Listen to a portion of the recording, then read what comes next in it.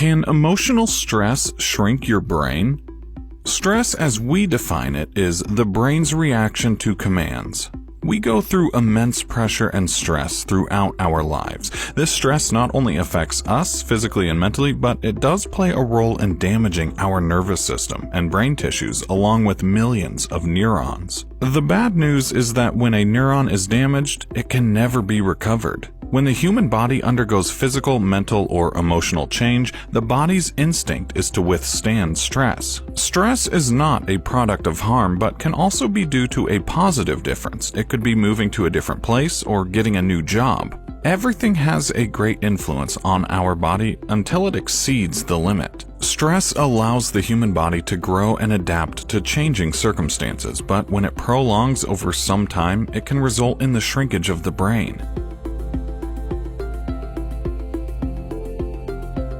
It reduces the normal functioning of the brain. A person may experience memory loss, dementia, forgetfulness, and difficulty in learning, ultimately reducing a person's ability to perform. Stress has a severe impact on all three parts of the brain.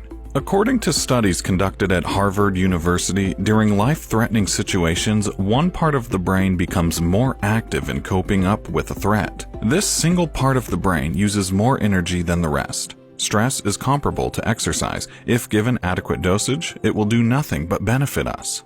During stress, the brain enters into survival mode rather than memory mode and uses all of its energy to survive. The other parts are left with less energy to perform their tasks. Hence, prolonged periods of stress can make the brain slower, a state of fatigue. All of this takes place during chronic stress, which occurs when the duration of stress exceeds the body's coping ability. It doesn't only impact physical health, but also kills off neurons, cells responsible for communication within the body, thereby changing the chemical structure of the brain. The brain is the most complicated part of the body responsible for its normal functioning. However, it is not a single unit, but is a complex system made up of different elements that work together. It consists of coping mechanisms to deal with stress in times of emergency. One such mechanism is the release of a hormone called cortisol. The hypothalamus, the tiny almond-sized part of the brain, releases cortisol during emergencies to give us the energy to deal with that inconvenience. When stress becomes a part of your daily routine, there is an increase in the quantity of cortisol to a dangerous level. The brain produces more cortisol than it can use. As a result of that, the brain is negatively affected.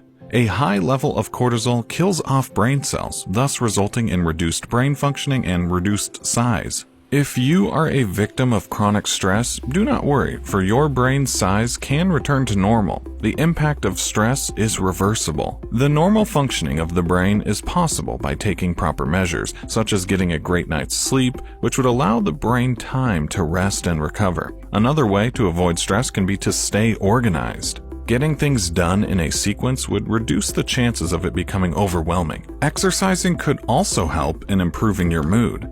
Stress, however, is unavoidable. It is a part of life, but with the right approach, one can overcome any obstacle. Optimism is the key. Tell us in the comment section below if you have had experience dealing with stress and what your coping mechanism is.